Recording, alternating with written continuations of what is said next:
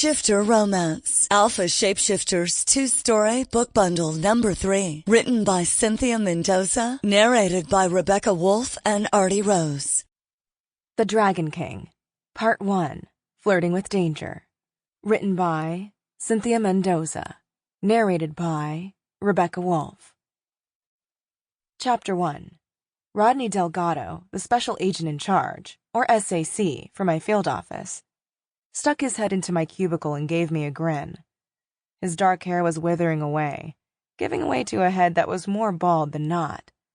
And his smile was strange-looking, almost as if he were trying to teach himself how to do it, and having a hard time doing it, which made sense, since he wasn't really the type of man who smiled often. The deeply etched frown lines gave that away.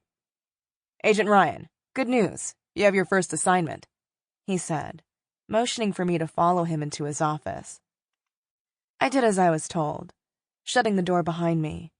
SAC Delgado handed me a file, which I opened and saw the words "Brothers in Hellfire" written across the top.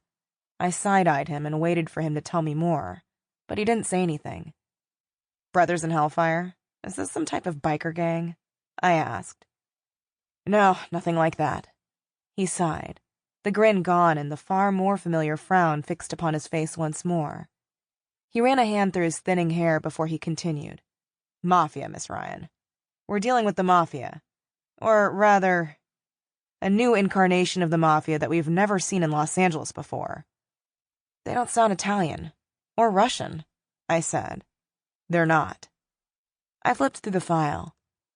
On the first page was a dossier on Silas Steele, the so-called leader of this mafia. Staring at his picture, I couldn't help but think if he'd wanted to model or act, he'd probably be able to fit right into the Hollywood scene. His shoulder-length golden hair and well-defined cheekbones would have surely made him a hot commodity in the superficial celebrity circuit. Why someone like him would choose a life of crime when he could have had a life of fame and adulation was beyond me. But there were a multitude of reasons why people did the things they did, and not all of them made a lot of sense. "So why me?"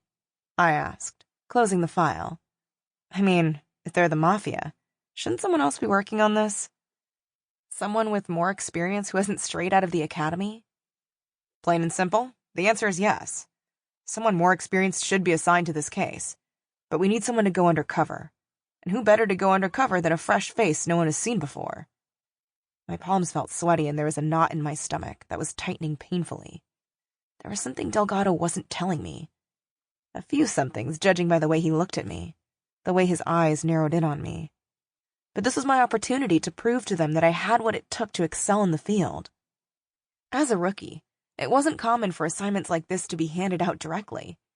Usually I would either be part of a team or would have a senior agent handling me.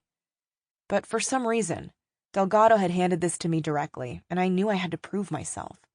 As a woman, I had more work to do to prove my worthiness than some of my male counterparts, and the fact that Delgado believed in me said a lot.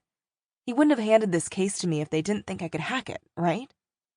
As if he could read my mind, he said, "You excelled at the academy, Lydia. You were at the top of your class, and it wasn't even close. You did very well, and people took notice. Hell, I took notice. You surprised us. And we really need you to surprise us here, too."